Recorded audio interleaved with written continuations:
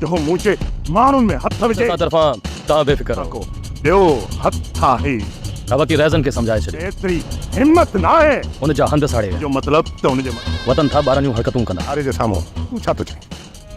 फ़ैसिलो कयूं या कोशिश करे इन्हनि खे बि लुटायो। इहो कॾहिं ज़ाहिर न कंदो त असांजी दिलि में मन में छा आहे। जहिड़ी तरह था फ़ैसिलो जी। अस्सलाम वालेकुम हाज़रीन ऐं नाज़रीन, उम्मीद कयां थो तव्हां सभु ठीकु ठाक ऐं ख़ैरियत सां हूंदो।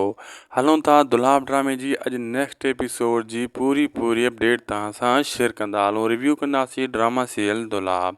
दोस्तों, अचण वारी किस्त में पहिरियों जॾहिं रहज़न पंहिंजे घर वारनि सां सलाह कंदो त फ़ैसिलो कयूं या न कयूं, ऐं उन जो कुराड़ो उन्हनि खे चवंदो कहिड़ी ज़रूरत आहे फ़ैसिले जी, मुराद उहे जेल में आहे, बाक़ी ॿ बलूंगड़ा घुमनि था इन्हनि खे बि फतकाए छॾियो, बसि ॻाल्हि ख़तमु। यानी हू बि पूरो शैतान आहे। ऐं ककर खे राज़न पूरी कावड़ ॾेखारींदो त कॾहिं बि दुश्मन खे न ॾेखारींदो कर त तुंहिंजे दिलि में छा आहे, दिलि में रखंदो कर, ऐं दुश्मन सां खिली ॻाल्हाईंदो कर। दुश्मन ईअं सम्झे त असां हुनजा सॼण आहियूं ऐं असां पंहिंजो कमु पंहिंजे वक़्त ते करे वेंदासीं, जीअं अॻिए खे ख़बर न पवे, अॻिए होशियारु न थिए।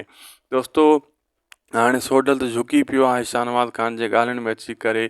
हू ठाह करण जे चकर में आहे ऐं हू वञी चवंदो शाहनवाज़ ख़ान खे ठीकु आहे मां ठाह करण लाइ तयारु आहियां, लेकिन राज़न वारनि ककर वारनि खे सम्झाए हू वतन था ॿाराणियूं हरकतूं कंदा ऐं सौट मुराद जे घर में गिरी विया, उन्हनि जा हंधि सवणूं साड़े। इहो को मुड़ुस जो शान नाहे। शाहनवाज़ चवंदो मसइलो ई न आहे, मां हुनखे सम्झाए छॾियां थो, इहो कमु न कंदा। सोडल पुट तूं बसि मुंहिंजी ॻाल्हि मञ, फ़ैसिलो कर। यानी हू सोडल जे मथां हथु फेरे वियो आहे ऐं सोडल ईअं सम्झो थो शाहनवाज़ मुंहिंजो सॼण आहे, लेकिन सॼण न आहे शाहनवाज़। ऐं पुलिस वारा बि उन खे कुझु नथा चवनि, छाजे करे त शाहनवाज़ जो हथड़ो आहे। फ़िलहालु हू पंहिंजो कमु कढणु चाहे थो, उन खे ठाह करण जे चकर में वरी इन्हनि खे को न को टोड़ो कंध में विझंदो।